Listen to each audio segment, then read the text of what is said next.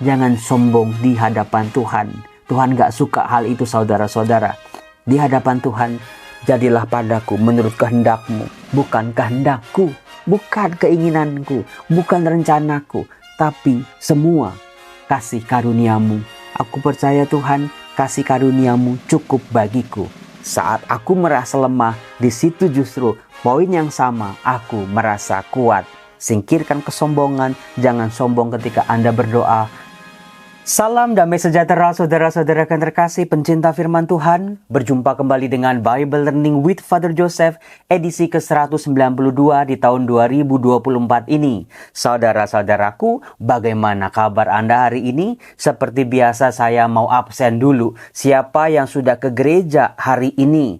Coba tulis di kolom komen. Romo, terima kasih. Sesibuk-sibuknya saya bisa mengalahkan juga kemalasan saya. Segala rintangan-rintangan, jarak lah, waktunya nggak ada lah, mepet lah, gerejanya penuh lah. Tapi Romo, puji Tuhan, saya bisa melewati tantangan demi tantangan itu.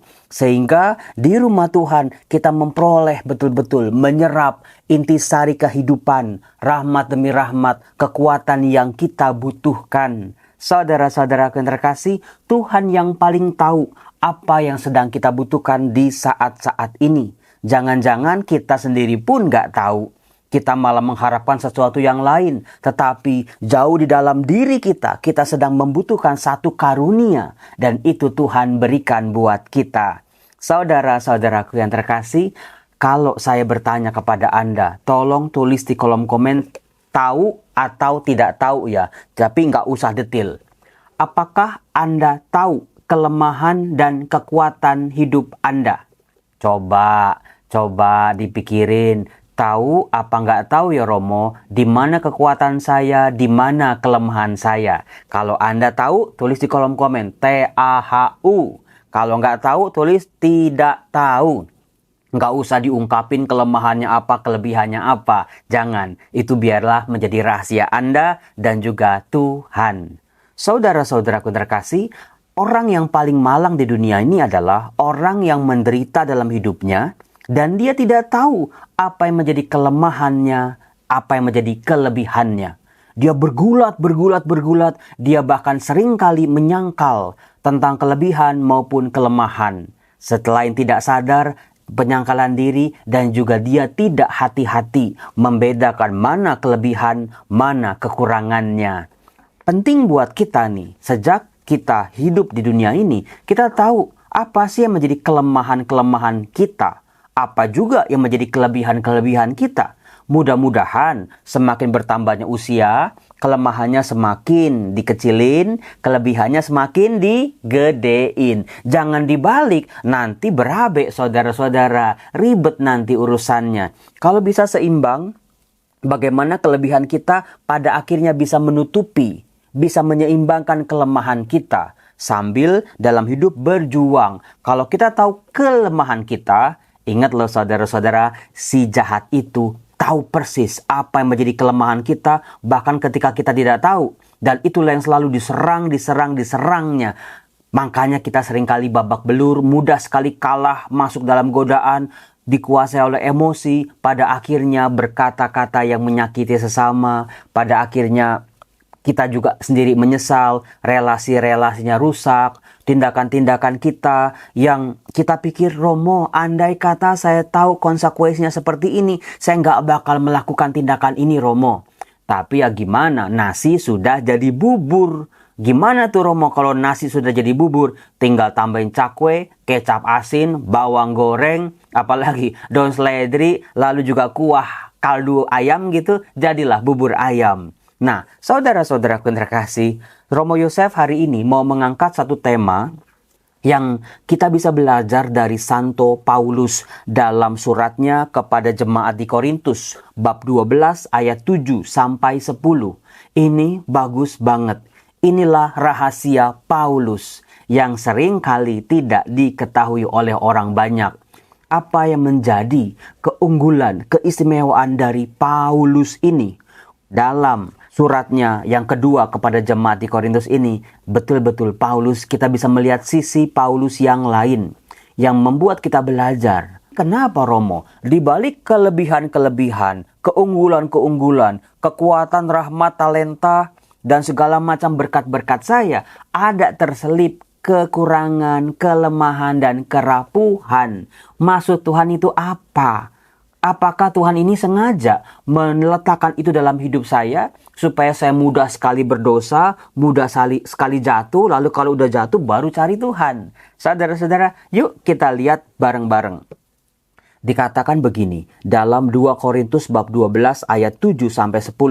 Saya berharap Anda menghafal ayat-ayat ini ya. Saudara-saudara, agar aku tidak meninggikan diri karena pernyataan luar biasa yang aku terima, aku diberi suatu duri dalam dagingku. Waduh, Romo, coba ulang Romo, ayatnya kok bagus ya. Agar aku, kata Paulus, tidak meninggikan diri karena pernyataan luar biasa yang aku terima. Di sini Paulus sadar hidupnya istimewa. Dia adalah orang pilihan Tuhan yang luar biasa. Tugas-tugasnya, karunia, tanggung jawabnya, berkat-berkatnya luar biasa. Paulus sadar di sini, saudara-saudaraku. Maka selain Anda menyadari kekurangan-kekurangan Anda, termasuk juga kekurangan suami Anda, kekurangan istri Anda, kekurangan anak-anak Anda, kekurangan orang tua Anda, kekurangan orang-orang yang seringkali menjengkelkan hidup Anda. Cobalah. Pertama-tama jangan cari kekurangannya dulu. Sebab kalau cari kekurangannya dulu, kelebihannya susah nanti nyarinya. Karena ketumpuk-tumpuk, udah sebel duluan, udah benci duluan, udah nggak suka duluan. Di sini Paulus mengajarkan kepada kita, sadari dulu kelebihanmu apa. Paulus menyadari hidupnya istimewa. Banyak sekali pernyataan-pernyataan yang diberikan Tuhan melalui Paulus. Hidupnya diberkati dengan aneka macam kasih karunia dan berkat. Nah, ayo. Maka pertama-tama sadari dulu kelebihanku apa ya? Apa yang membuat hidupku istimewa dibandingkan orang lain? Romo, saya tuh gesit Romo. Romo, saya suka bantu orang Romo. Seromo, hati saya mudah tergerak oleh belas kasihan Romo. Romo, saya itu punya semangat luar biasa. Saya tuh orangnya optimis Romo. Saya itu rajin Romo. Saya suka bikin kue lah Romo. Saya kalau bikin masakan tuh enak loh Romo. Dan lain sebagainya. Coba temukan kelebihan-kelebihan Anda secara fisik ataupun yang bukan fisik. Tinggi badan, saya oke Romo. Tampang Romo, saya meyakinkan Romo. Saya punya badan yang sehat Romo. Tubuh yang bagus Romo. Yang ramping, aduhai Romo. Nggak apa-apa, sadari dulu aja. Satu ketemu, coba temuin dua, temuin tiga. Ternyata akan ada banyak saudara-saudara. Nah, demikian juga dengan kelebihan-kelebihan, hal-hal positif orang-orang di sekitar Anda. Temuin dulu satu, kalau udah satu, kita akan kayak dibawa ke sebuah puzzle gitu ya. Ketemu satu, akan nemu lagi dua, nemu lagi tiga, nemu lagi empat, dan seterusnya. Makin banyak, makin bagus. Romo, kayaknya anak saya dulu tuh waktu masih kecil tuh manja banget. Sekarang mandiri banget Romo. Itu juga bisa saudara-saudara. Yang namanya orang kan berubah, berkembang, bertumbuh. Nah, dalam pertumbuhan itu, kita bisa melihat hal-hal positif yang dikembangkan. Suami saya dulu Romo males banget kalau disuruh ke gereja. Sekarang ikut kursus Alkitab sama Romo Yosef. Bisa jadi juga seperti itu. Puji Tuhan, setiap orang berubah, bisa berkembang dalam hal-hal kebaikan. Itu dulu yang disadari seperti Paulus. Nah, selain menyadari kelebihannya, Paulus ternyata juga menyadari ada sesuatu yang semprong. Semprong apa Romo? Kue? Enggak. Semprong itu something wrong. Sesuatu yang salah. Sesuatu yang keliru. Sesuatu yang enggak baik dalam dirinya loh. Dikatakan, aku diberi. Nah loh, siapa yang memberi? Ya kalau Tuhan yang memberi kekuatan, berarti duri dalam daging ini adalah dari Tuhan sendiri. Semua berasal dari Tuhan. Itu yang disadari oleh Paulus. Aku diberi suatu duri dalam dagingku. Saudara-saudara, Anda pernah nggak kesusupan? Pernah Romo? Biasakan di tangan atau di kaki ya. Entah kita lagi megang kayu gitu yang nggak rata, yang nggak licin, tiba-tiba kesusupan misalnya. Atau ketusuk. Nah, kalau kita kesusupan, itu kalau durinya itu di dalam kulit, itu susahnya minta ampun dikeluarkan, bukan?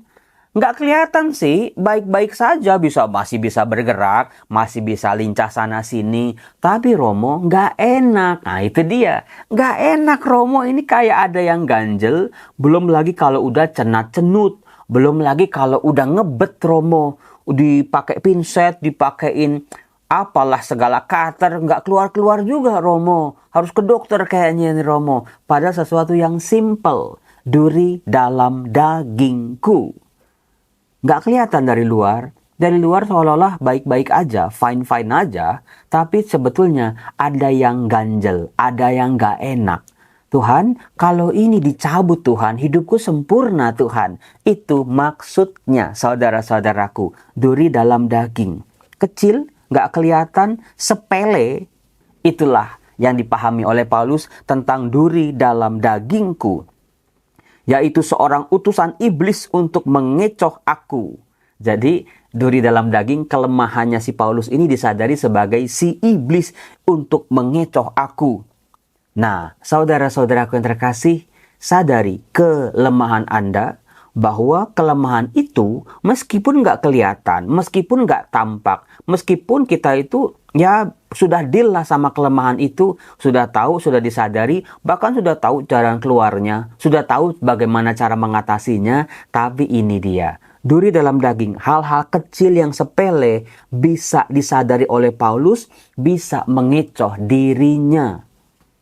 Setelah kita menyadari kelemahan kita juga diajak untuk mencari solusinya, jalan keluar dari kelemahan itu. Kelemahan itu mungkin tidak akan pernah dicabut dari hidup kita, tidak pernah diambil oleh Tuhan selama hidup kita sampai nanti kita meninggal. Disitulah saudara-saudara, hal kecil ini bisa membuat aku jatuh. Ya kan, yang namanya dosa besar selalu dimulai dengan dosa kecil, saudara-saudara. Hal-hal yang besar itu dimulai dari hal-hal yang kecil, yang baik maupun yang tidak baik. Nggak mungkin dapat durian runtuh gitu, tiba-tiba mak jegluk-gluk gitu, dapat sesuatu yang besar tanpa diawali dengan yang kecil. Demikian juga dengan kesalahan dan dosa, pelanggaran juga demikian. Memangnya rumah tangga yang geger-geger itu dimulai dari apa? Dari hal-hal besar? Enggak. Dari hal-hal kecil yang dibiarkan. Nah, kemudian di sini letak bagusnya. Bagaimana kalimat berikutnya? Agar aku jangan meninggikan diri. Nah, itu dia. Anda sadar nggak tadi? Di awal kalimat, agar aku tidak meninggikan diri, ditutup dengan agar aku tidak meninggikan diri. Itulah gaya bahasa, gaya orang berbicara, orang Yahudi Yunani pada waktu itu. Diawali dengan sesuatu yang sama dengan akhir yang sama. Nah, berarti tengah-tengahnya itu istimewa.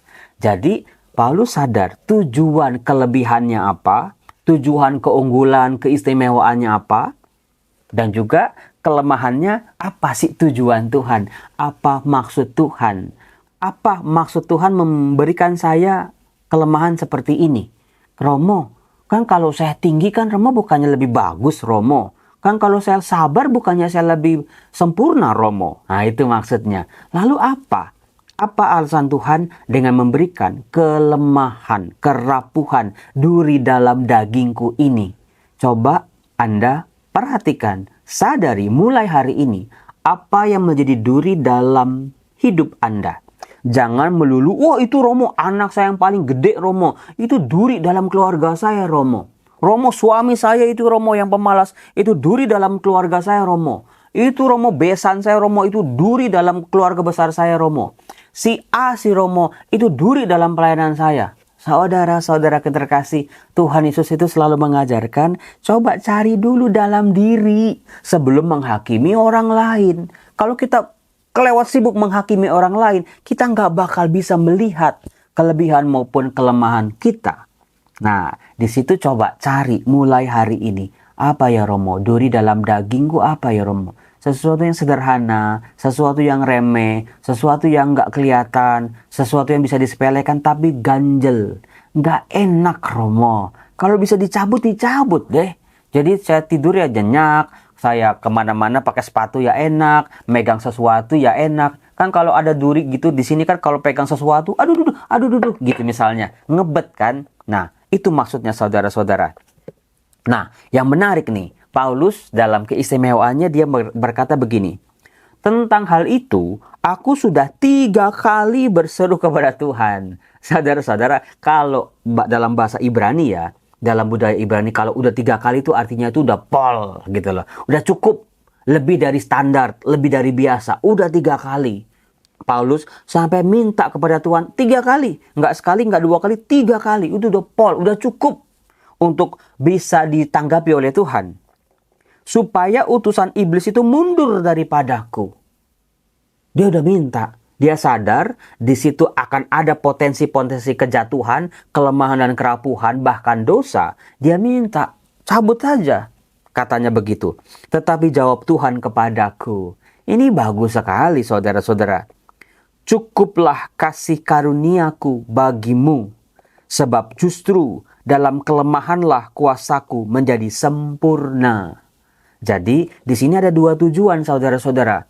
Kelemahan dan kelebihan, selain membuat Paulus sadar hidupnya istimewa, dan juga supaya dia tidak meninggikan diri, tidak sombong, tidak congkak, tidak merasa paling penting, paling hebat. Tapi juga ada tujuannya Tuhan.